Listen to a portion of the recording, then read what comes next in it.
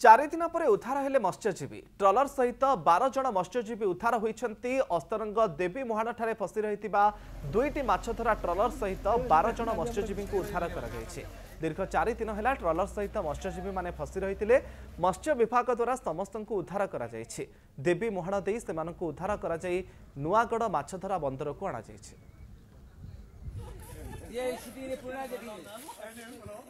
यांत्रिक त्रुटि जो नुआगढ़ जेटी निकटस्थ अस्तरंग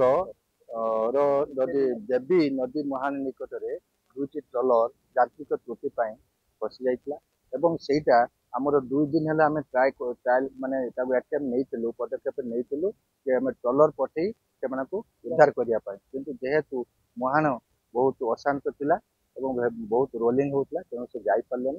गतकाली मुझे पहुंची आमर गोटे मोटराइज बोट रे दुटा साफ स्पीयर बॉक्स दुटा साफ पठेलु और मरामती है आज से हाई टाइड रे आसी कूरे सुरक्षित भाव में दुईटा ट्रलर से 12 जन मत्स्यजीवी सुरक्षित भाव में आमर नुआगढ़ जेटी पाखे पहुंची अवस्था आम जहाँ देखिलु शारीरिक अवस्था ठीक अच्छी सुरक्षित अच्छा